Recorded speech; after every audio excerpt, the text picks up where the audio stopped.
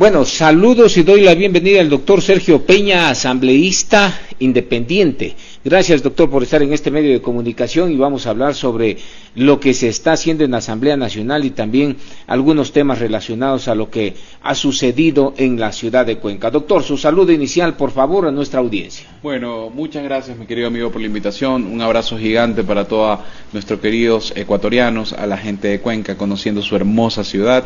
Y nada, a trabajar se ha dicho, señores. El día de hoy vamos a estar haciendo asamblea aquí en Cuenca. Muy bien, doctor. Vamos analizando un poquito temas nacionales y es que se está diciendo que vivimos en un narcoestado, que estamos allanados al tema del narcoestado. ¿Estamos en este escenario o estamos combatiendo el narcoestado? Estamos combatiendo el narcoestado, no somos un narcoestado, porque si fuésemos un narcoestado estaríamos sentados, como hizo algún gobierno, en la misma mesa con los delincuentes, llamándolos pandillas juveniles. Eso no se hace. Aquí estamos combatiendo a la delincuencia de manera frontal y esto lógicamente tiene un costo, que es como cuando tú tienes, y en este caso nosotros heredamos un país completamente regido por la delincuencia. Hoy lo estamos combatiendo. Esto es como cuando tienes un cáncer. El cáncer lamentablemente se te va a caer el pelo, va a ser el choque, las quimioterapias, la radioterapia. Es así porque tienes que combatirlo, es una enfermedad grave y es lo que tenemos hoy por hoy. El país se tiene que sacar adelante en base a eso, a que trabajemos con mano dura contra la delincuencia. Doctor, ¿a quiénes no les conviene combatir este narcoestado, este enrumbamiento al narcoestado? A los que vivieron durante muchos años de él. Lamentablemente, como te digo, ¿no? Existe un partido político aquí en el país que vive básicamente de recursos que le daba Venezuela. Y estos recursos que le daba Venezuela, pues lógicamente vienen de un narcoestado. Entonces, ese tipo de vínculos negativos que tenía el Ecuador antes, hoy por hoy, los vínculos son buenos. Estados Unidos nos está ayudando a combatir la delincuencia, está teniendo operaciones conjuntas con Ecuador justamente para combatir la delincuencia, mientras otros se reunían con Cuba, con Venezuela, con regímenes dictatoriales que lógicamente tenían que ver con temas de drogas, como ya se quedó demostrado con el tema de Maduro, y que hoy a esos son a los que les está doliendo la cabeza. ¿Está bien entonces el acercamiento que realiza el presidente Daniel Noboa con los Estados Unidos y no reunirse en la misma mesa con las bandas y bandidos? Correcto. Yo en el momento que tú te reúnes en la misma mesa con los delincuentes para generar una supuesta paz, estás negociando, estás llegando a acuerdos, eres parte, eres cómplice. Nosotros no estamos para eso. El presidente ha sido frontal en el combate a la delincuencia. Nosotros en la Asamblea hemos creado proyectos que han logrado capturar a Fito, por ejemplo. Uno de los proyectos de ley que nosotros hicimos capturó a Fito porque se permitió sorprenderlo en esa casa donde se lo había allanado 6 veces. Pero claro, como necesitabas la orden judicial, el secretario, el ayudante, cualquiera podía avisarle a Fito que iban tras él. Nosotros lo allanamos de manera sorpresiva con un allanamiento con control posterior judicial, que fue una reforma que nosotros pusimos en la comisión, y con eso hoy Fito está conociendo a Mickey Mouse. Nosotros no estamos para pactar. Claro, estamos enfrentando, como bien te digo, una herencia negativa porque a la delincuencia se le permitió crecer.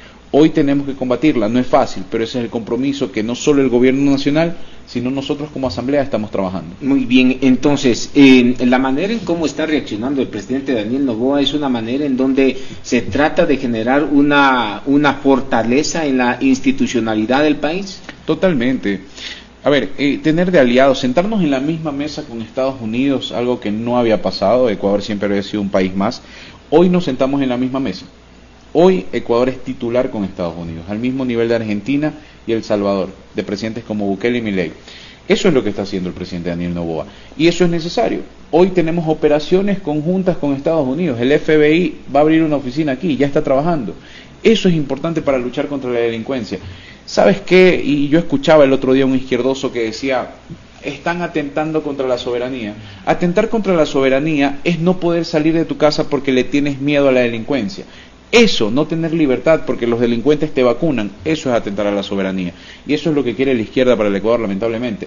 Mientras nosotros queremos un camino donde te sientas libre de hacer, de emprender, de trabajar, de sacar tu familia adelante. Y eso es la lucha que tenemos hoy contra la delincuencia, que es prioridad para el gobierno y para la Asamblea Nacional. Pero esto no significa, como usted bien lo señala, ¿no? Y los izquierdosos lo dicen aquello, ¿no? Que están entregando la soberanía, que están entregando, que están desvalorizando de hecho el trabajo de las Fuerzas Armadas y la Policía Nacional. Eso no significa que ellos cuando vienen y nos ponen ya no hay base porque ya la sacaron y todo eso, les falló al presidente Noboa también el tema de la consulta, y hoy en día vienen acá una agencia extranjera en territorio ecuatoriano. Eso no es perder un poco la soberanía, doctor. No, en lo absoluto. Perder la soberanía, como te digo, es no salir de tu casa porque la delincuencia te vacuna. Eso es perder soberanía. Lo que estamos haciendo es trabajando con un elemento que en este caso es Estados Unidos, que nos está brindando apoyo logístico para fortalecer a nuestras Fuerzas Armadas, para mejorar su operatividad y para tener resultados, ya que son el ejército más grande del mundo. ¿Cómo poder negarnos a eso? Yo creo que solamente quien está a favor de la delincuencia podría decir que no. A ver, cuando se escucha perder la soberanía, o se hacen o la verdad es que no saben, porque la soberanía ya la hemos perdido hace mucho tiempo atrás. Desde el año 2007, desde el año 2008, con la nueva constitución que nos dejaron poniendo, pues aquí este país se convirtió en tierra de nadie, tierra de narcotraficantes, tierra en donde se pasaba la gente que pertenecía a esta narco revolución de las FARC, que dice que todavía son revolucionarios, un proceso de más de 55 años que no termina y no culmina un proceso de revolución. Cuando venían los cabecillas de los carteles de México, ¿no es de que ya perdimos la soberanía? Totalmente, cuando trajimos médicos cubanos en lugar de ecuatorianos, cuando nos vendimos a China con las preventas petroleras a altísimos intereses, cuando inventamos una refinería invisible para complacer a Hugo Chávez, ahí perdimos soberanía. Hoy por hoy estamos tratando de recuperar eso, la autodeterminación de los ecuatorianos, tener el control suficiente de nuestro país, que la delincuencia no, en este caso, nos supere, para nosotros poder determinar y autodeterminar hacia dónde tenemos que ir y cuál es la vida que los ecuatorianos quieren tomar, cómo quieres emprender, cómo quieres estudiar, dónde quieres vivir sin miedo a la delincuencia. Esa es la lucha que tenemos hoy por hoy. Y los que digan lo contrario, pues simplemente, como te digo, si están en contra de un Ecuador libre de delincuencia, están a favor de la delincuencia. Doctor, ¿cómo es esa ley entonces que van a considerar dentro de la Asamblea Nacional para que los presos trabajen y se ganen su papa mismo? Así es. El día de ayer nosotros estuvimos el día de hoy en la mañana sería, estuvimos en la Universidad de Cuenca y justamente parte de este debate que se tiene es eso. Los presos, estos asesinos, no estamos hablando de alguien que se roba un celular, no estamos hablando de una persona que cometió un error y puede rehabilitarse, estamos hablando de asesinos, estamos hablando de narcotraficantes, de violadores, de gente que comete los peores delitos.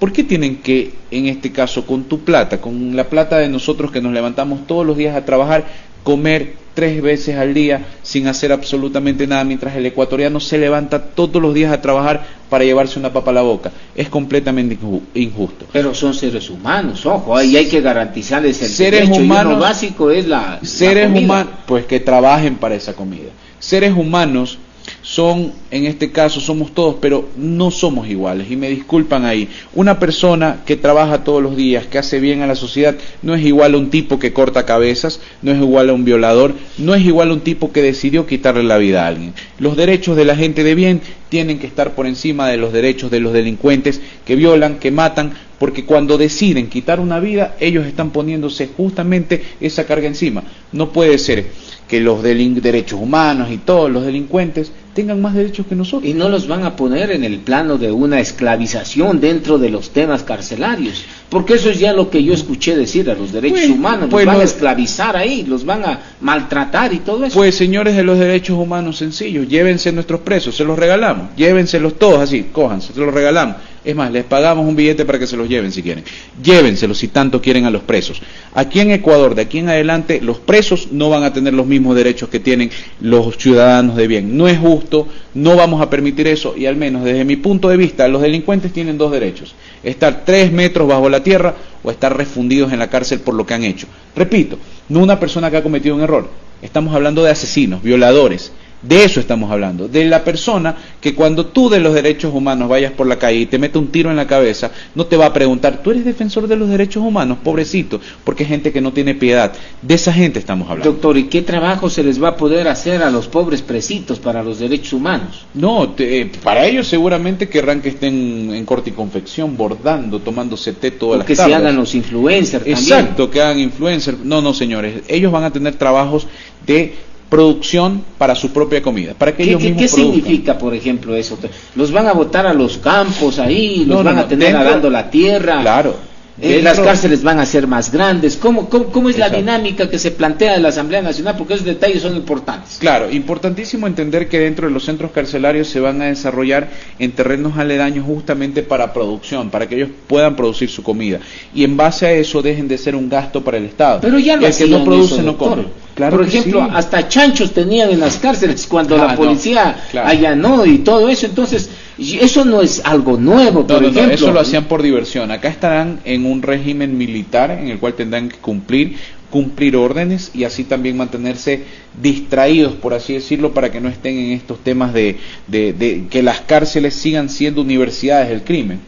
Con eso y generando lógicamente sus recursos para poder comer, porque ya el Estado no tiene por qué estarlos manteniendo, ni la gente de bien tiene por qué estarle pagando 3 comidas al día a ¿Cuánto se asesinos. gasta el Estado en alimentación de las personas privadas de libertad? Si hablamos de contratos generales al año, estamos gastando por lo menos en un contrato en una cárcel arriba de $3 millones. 3 millones de dólares en una sola cárcel. ¿Cuántos son los números de los cuales ustedes han tenido? Aproximadamente $6 por PPL diario. ¿Y cuántos estamos hablando en total?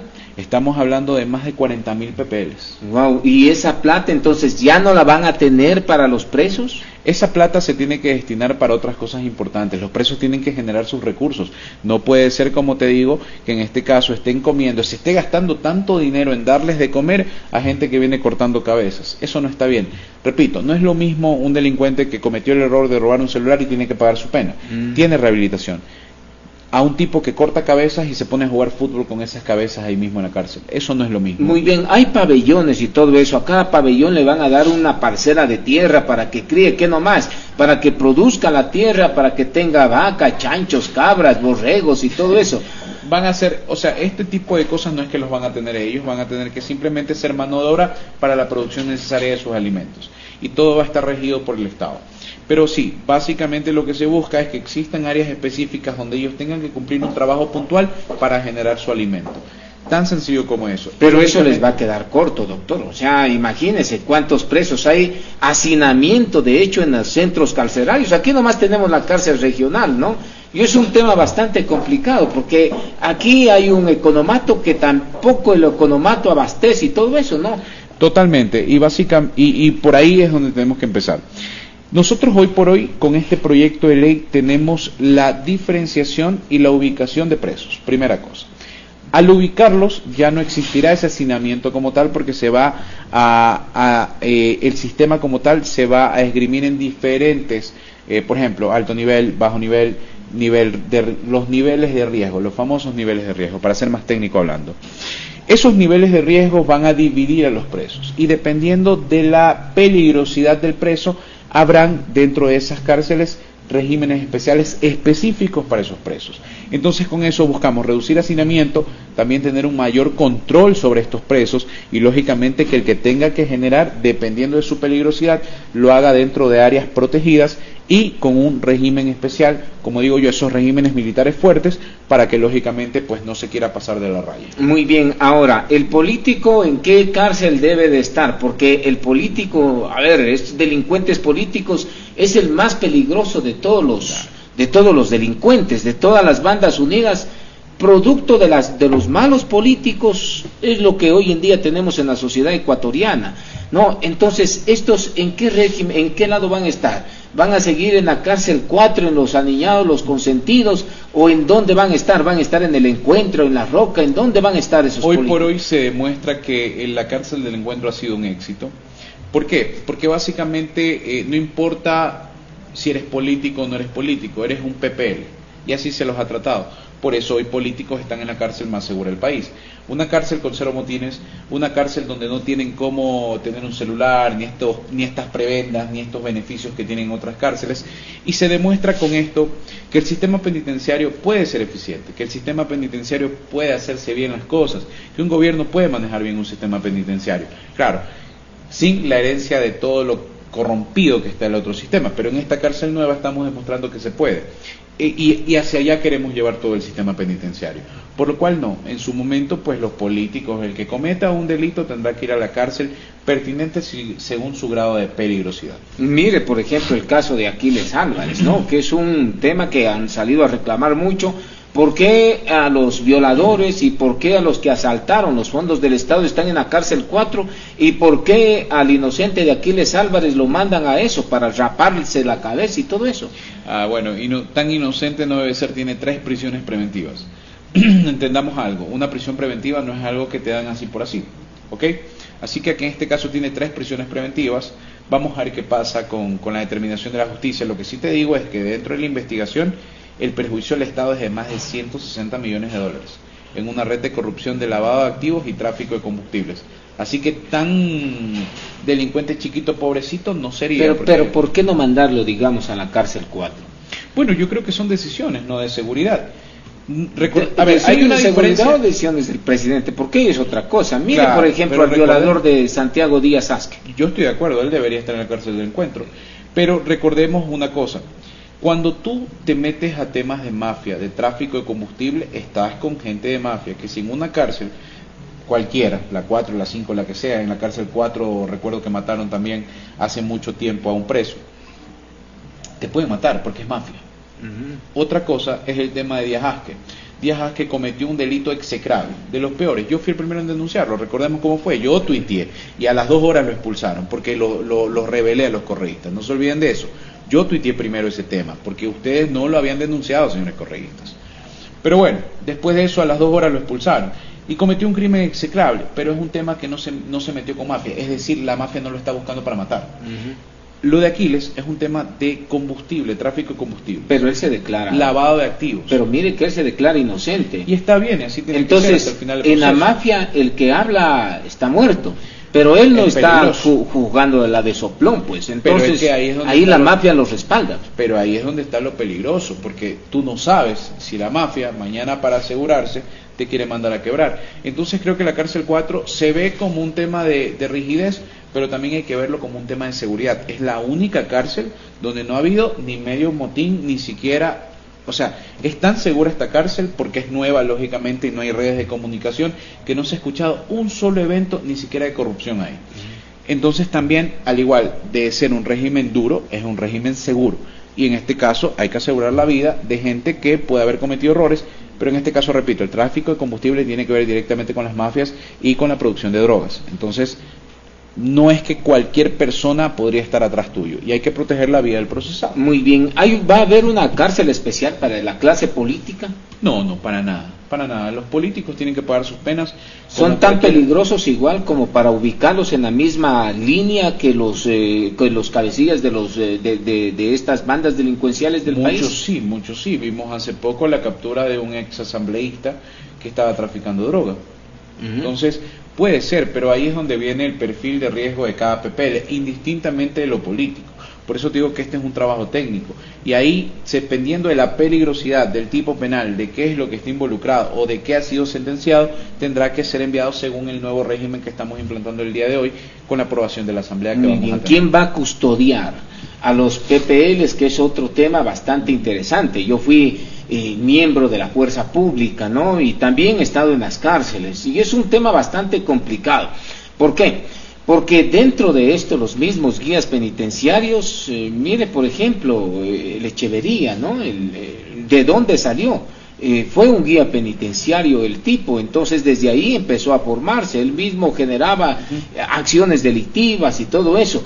No digo que exista policías que sean pulcros ni nada de eso, sino también son captados por la delincuencia organizada.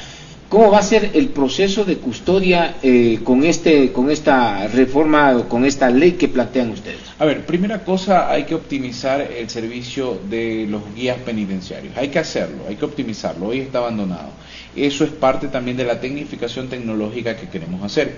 Una de las cosas, por ejemplo, de los controles que se tiene que hacer es en la aplicación de tecnología, y lo estamos poniendo en el proyecto, para que se pueda manejar de forma tecnológica. Te doy un ejemplo, que las puertas no se manejen por un guardia con una llave, sino de manera remota con seguros electrónicos. Así, los presos no pueden extorsionar a quien le cuida la puerta, porque lógicamente no saben quién es. Ese tipo de cosas queremos tecnificar el sistema penitenciario justamente para evitar extorsiones. ¿Por qué? Porque tú puedes coactuar de dos maneras. Tú puedes tener a estos guías penitenciarios.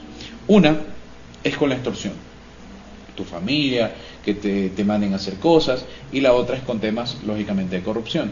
Con esto cortamos las dos, porque no vas a tener un guía a quien extorsionar o a quien, en este caso, sobornar, porque sería electrónico. Ese tipo de cambios están dentro del proyecto de ley en el aumento de tecnología que queremos poner.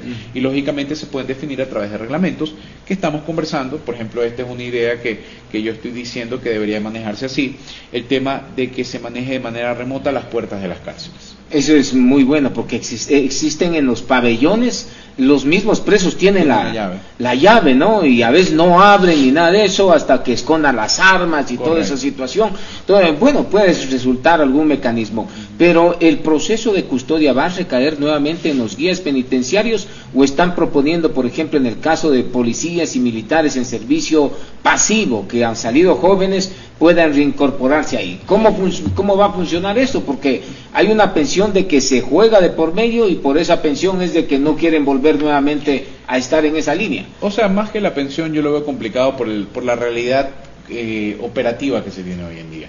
Estas extorsiones, esa falta de apoyo que existe por parte de la ley, que es una de las cosas que estamos reformando, para que los guías penitenciarios, primero, tengan el respaldo jurídico, tecnológico y también el respaldo institucional de ser un guía penitenciario. Y segundo, puedan guardar dentro de su trabajo las formas por su seguridad. Entonces, por ejemplo, este tipo de cosas que te permiten a ti manejar de manera remota una cárcel, en ciertos puntos, la puerta y ese tipo de cosas, te permite también tranquilidad para ti y tu familia. Entonces son cositas que vamos a ir implantando para justamente evitar que el ser guía penitenciario termine de una de las dos formas negativas: o extorsionado y amenazado, o sobornado. Eso es lo primero que tenemos que hacer. De ahí, para ver que la gente quiera volver, primero hay que darle garantías a los que ya están. Y eso es lo primero que estamos haciendo con este proyecto. ¿Y hay garantías como cuáles, por ejemplo, de manera general? De manera general, hoy por hoy, las garantías es lo que estamos tratando de implantar en la ley para que comencemos, por ejemplo, con la escuela de formación nuevamente, con aumentos de sueldos puntuales, y sobre todo rotaciones y protección de identidad de los guías penitenciarios. Son pequeños detallitos que estamos ajustando en la ley, que dentro del reglamento se tienen que ya socializar y con ellos mismos formar, pero dejamos la línea general para, en base a eso, desarrollar un reglamento, como el que te digo, como el tema del manejo de las cárceles sin identificación de la persona que está abriendo o cerrando la puerta de manera remota. Con eso protegemos su identidad, por lo cual sería complicado que lo puedan sobornar. Y la rotación hace que justamente también no se puede identificar al paso del tiempo quién es la persona que está manejando esa cárcel. La unidad de inteligencia penitenciaria, que es una unidad que es con agentes de alto vuelo, he pertenecido por ahí a esas unidades, ¿no? ¿Cómo se la va a fortalecer? Porque es una unidad que es bastante especial. Los miembros de la Policía Nacional pasan siempre polígrafo, pasan pruebas de confianza, son evaluados y todo eso. Y esa es una unidad que ha dado muy buenos resultados, ¿no? ¿Qué es lo que hay para esa unidad? A ver, básicamente en los temas, como te digo, fortalecimiento tecnológico hoy por hoy para el tema de inteligencia. Tenemos Estados Unidos y el FBI trabajando hoy por hoy con nosotros. Parte de ese trabajo, parte de esa tecnología, parte de esa forma de trabajar en temas de investigación de inteligencia va a venir del FBI. Esa es una de las cosas que se están trabajando de manera alineada y desde ya está operativa. Cuando esté la ley, simplemente será implantarlo y en este caso hacer un match con el FBI, que ya ha dado asignación de recursos, doctor, para el pago de fuentes, que es uno de los problemas que tiene esta unidad de inteligencia penitenciaria, porque no hay. A ver, y usted cuando maneja una fuente necesita dinero. Y esos dineros hay que hacerle un tremendo papeleo, que después ese papeleo se puede filtrar y pone en riesgo la vida de la fuente y también del agente investigador. ¿Qué hay, por ejemplo, para eso? No digo que se genere impunidad. Eso ha costado hasta vidas de miembros policiales por ese tema de filtración de información. Correctísimo, y parte de eso es el manejo que tiene que tener el CIES con el tema de inteligencia y diagramarlo de esa manera hacia policía y hacia los militares que también manejan su inteligencia. Nosotros estábamos trabajando en una ley de inteligencia, pero hoy está suspendida lamentablemente por la Corte Constitucional. Una Corte que, como digo yo, trabaja de manera política, más no jurídica. Está dedicada a hablar del cambio de género de los niños y no de temas de seguridad, y que nos ha tirado abajo leyes por hacerse más puristas que el Papa, cuando por ejemplo en el matrimonio igualitario la Constitución es clara, hombre, mujer te dice, pero ahí sí en cambio sí pudieron hacer ponderación de derechos e irse más allá de lo que dice la norma. Pero en temas de seguridad no, ahí quieren ser más puristas que el Papa, es que la Constitución, los derechos humanos, pobrecitos los delincuentes. Esa es la Corte que tenemos, y esa Corte tiró abajo, en este caso suspendió una ley de inteligencia que era importantísima justamente para eso. Totalmente de acuerdo. Hay cómo recobrarla esta ley, hay cómo replantearla, no sé por dónde ir. Lamentablemente nos toca el proceso largo, es lo que yo comentaba en mis entrevistas generalmente, lo vamos a hacer, pero en el proceso ordinario. Los procesos ordinarios tienen hasta un año. Desde la presentación, desde el primer y segundo debate, tiene que cumplirse un año. Lamentablemente, en los económicos urgentes que tenían conexidad teleológica, por eso los mandamos así, era mucho más rápido. En 30 días podíamos tener una ley operativa que resuelva los problemas de seguridad, de inteligencia, de muchísimas cosas para el Ecuador. Hoy por hoy tenemos que irnos por el camino largo. Pero se asustaron mucho el tema de la ley de inteligencia, que es una ley, una necesidad bastante, porque la inteligencia es clandestina, por un lado, no tiene respaldo el tema de la ley. Se asustaron más los políticos cuando dijeron que ya no van a necesitar cooperación o colaboración de la Fiscalía, el fiscal se va a enterar después de... Yo he estado trabajando en San Lorenzo, en el límite en donde está Ecuador con el Frente Oliver Sinisterra, el Frente 48 de las FARC y en otros temas. El asunto era de que cuando se realizaba trabajos ahí, es de que hasta nos esperaban con cafecitos ahí en San Lorenzo. Imagínense esto, los fiscales filtraban totalmente la información, y eso es lo que pasa y lo que se ve a nivel nacional, doctor. Lamentablemente, mira, esa es una de las realidades que, como bien tú dices, te esperaban hasta con cafecito, porque los fiscales filtraban este tipo de información. Eso pasa lamentablemente, y nosotros con esta ley de inteligencia corregíamos eso. Corregíamos también con la ley de integridad en su momento, entre otras cosas, corregíamos temas para que podamos sorprender a los delincuentes. Lamentablemente, como te digo, la Corte toma un papel político, no jurídico. Nadie en este caso los puede juzgar, ni nosotros. Ellos sí a nosotros. Es irónico que existe un poder que no tiene contrapesos. Irónico, porque hacen lo que les da la gana. Mañana van a declarar que los niños, no sé, puedan tener relaciones sexuales a los 10 años y tenemos que quedarnos fríos ante esta corte progresista, chavista y tantas cosas, porque son extremadamente izquierdosos para este tipo de comentarios o resoluciones que tienen que ver con ideología de género. Pero cuando deberíamos estar trabajando por el tema de seguridad, cuando deberíamos tener una corte que diga, señores, sentémonos a trabajar, a ver, a mí me parece esto, me parece lo de acá, corrijamos esto, saquémoslo así, para sacar a los ecuatorianos adelante. Lo que tenemos, repito, es una corte política y no jurídica.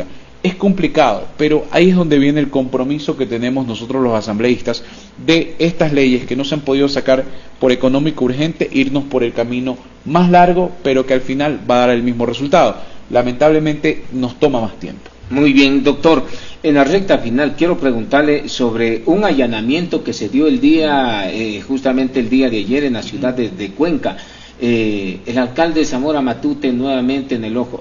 Él tiene, mire los informes de Contraloría que hay en su administración. Y yo me espanto porque cada vez veo que la administración sigue siendo señalada, ¿no? Y hay informes con indicios de responsabilidad penal. Aquí ya debería de actuar la Fiscalía, de hecho, de manera directa y de manera... Porque es un informe técnico, no es un informe político que hace la Contraloría General del Estado. ¿Qué opinión le merece? Me llamó mucho la atención una parte que dijo, que a él ya le habían comentado también la gente, ¿no?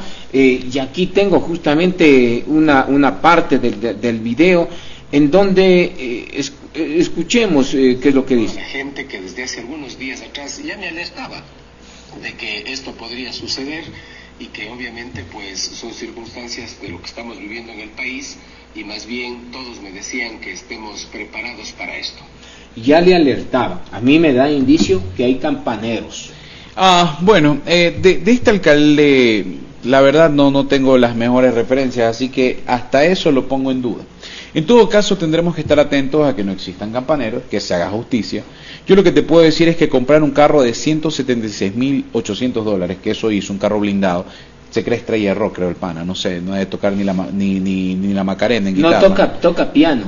Bueno, seguramente, pero sí. Ya te digo, no creo que sea en este caso una estrella de rock, o no sé qué se cree para comprarse un carro blindado de $176,000 como si fuera la gran cosa, en una ciudad bastante tranquila. Yo camino por aquí, todo tranquilo. Ayer salí en la noche, recuerdo, al centro comercial desde donde estoy hospedado, caminando con toda la tranquilidad del mundo. Es una ciudad segura, es una ciudad bonita, tranquila, como para andar en un carro blindado cuando no lo conoce ni la mamá.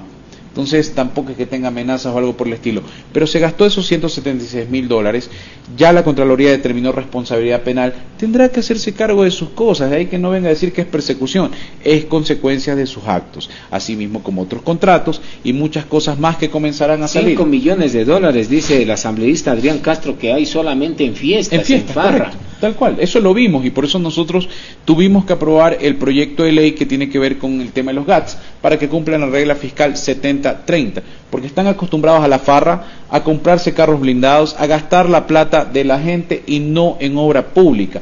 Esa es la irresponsabilidad que tenemos, así que repito, no es persecución, son consecuencias de sus actos y que Fiscalía actúe con todo el peso de la ley para este tipo de alcaldes payasos que les encanta decir de todo pero no le cumplen a su gente. A mí no me interesa la discusión política, si me insultas, no me insultas, perfecto, dale, es parte del show.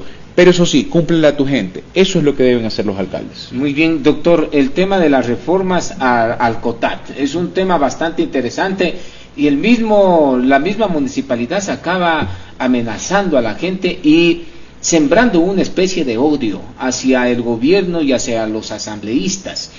Decir que ustedes no quieren que exista atención a los sectores vulnerables, a las personas con discapacidad, a los niños, a los adultos mayores y todo eso, y casi hasta armó un show en el Paseo Tulop que se llama acá, ¿no? Pero eso es lo que puso. ¿Por qué irse en contra de estas personas?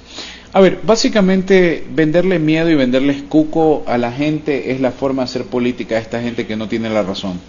Nosotros dentro de este proyecto de ley lo que buscamos es el cumplimiento de la regla fiscal 70-30, 70% en inversión pública, 30% máximo en gasto corriente. Identificamos un problema, el tema de las escuelas, de los profesores de fútbol, barriales, ese tipo de cosas. ¿Y qué hicimos? Cambiamos. En lugar de poner esos sueldos como gasto corriente, los pusimos como gasto de inversión. Con lo cual, señores alcaldes, no le pueden mentir a la gente. Si ustedes no invierten en temas de inversión social, que tanto estaban diciendo que se les iba a acabar, es porque no quieren, porque en el clasificador fuimos muy claros. Lo único que va como gasto corriente son los sueldos y salarios de su moza, de su pana, del primo, del marido, del que quieran. De ahí, los gastos de inversión quedan en otro clasificador, con lo cual van a poder seguir invirtiendo en la gente, en obras sociales, en lo que ustedes quieran. Eso sí, cúmplanle a la gente con la obra. Muy bien, se topa el tema de los salarios de los docentes que hay cuidando en las guarderías a los niños, en los programas sociales y todo eso. Eso se clasificaron. Eso es lo que ellos decían, que íbamos a tocar eso. Pues no, hemos puesto en el clasificador de manera clara que eso es gasto de inversión, no gasto corriente.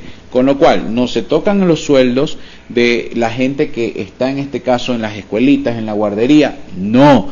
Se tocan los sueldos de la gente que trabaja en la burocracia dorada, en el municipio. Ese 30% que debería ser de gasto corriente, que no es 30%, hay municipios que llegan hasta el 50% solo en nómina, esa nómina es la que se toca. Al profesor, al de la guardería, al que cuida al niño en la guardería municipal, Eso se llama gasto de inversión, por lo cual no se va a tocar, así que no se dejen mentir, mis queridos amigos. ¿Están entonces temerosos porque les topan el sueldo de los pipones que hay en el municipio? Se acabó contratar a la moza, pues se acabó querer en este caso a la moza o al mozo. Al mozo o a lo que tenga en este caso. Pero se les acabó eso de ahí. Se les acaba el hecho de hacer de los municipios este tipo de agencias de empleo de partidos políticos que se ha venido realizando. La partidización de las instituciones públicas. Claro, si no miremos, por ejemplo, en Quito. ¿Por qué coincidencias de la vida de los 22.000 funcionarios públicos que están? 22.000 funcionarios públicos en la alcaldía de Quito, el 90% son correístas. ¿Por qué? ¿Que solo los correístas son buenos en Quito como para ser funcionarios públicos? No, porque son agencias de empleo del correísmo, porque el alcalde es correísta. Es así y es en lo que se ha convertido. Imagínate Quito, ¿no? 22.000 funcionarios públicos. Pero es parte de la política clientelar que hay en nuestro país, ¿no? Lamentablemente. Y eso tiene que acabarse. Claro, y eso es lo que genera debilidad institucional. Max Weber decía claramente que llenar a las instituciones con militancia o con burocracia parasitaria termina debilitando las instituciones. Entonces, con esa reforma, ¿ustedes pretenden que las instituciones sean una especie de dedicadas más a técnicos que estén al frente de las instituciones y eliminar la burocracia parasitaria? Tal cual, tendrán que optimizar su burocracia. Y la moza, el pana, el amigo, los malos tendrán que ir, tendrás que quedarte con los buenos o contratar a gente que realmente te venga a resolver, porque tienes que optimizar tu plantilla para que el municipio funcione. En resumen, optimización es lo que buscamos para dejar que los parásitos y que todo, en este caso los alcaldes, sigan haciendo de sus alcaldías una agencia de empleo para el partido. Con esto tendrán que optimizar recursos ¿en qué? En los sueldos de los burócratas que tienen. Tan sencillo como eso. Así que dejen de amenazar a la gente. El clasificador es claro, tendrán que seguir invirtiendo en obras sociales, más inviertan más, los invito a eso, pero dejen de mentirle a la gente y cumplan con el 70-30, porque lo importante es que el 70% de los recursos que ustedes tienen vayan a obras, y es más, con eso tienen asegurada su reelección más que con una fiesta, pero pónganse a trabajar, eso es todo lo que les pedimos. Perfecto. Sergio Peña, asambleísta independiente, gracias por estar en este medio de comunicación, doctor. Encantado de la vida, siempre a las órdenes y un abrazo gigante. Cuenten con nosotros para sacar el país adelante. Muy bien, conmigo nos vemos en otra oportunidad, Dios mediante, soy Segundo Cabrera y gracias por acompañarnos.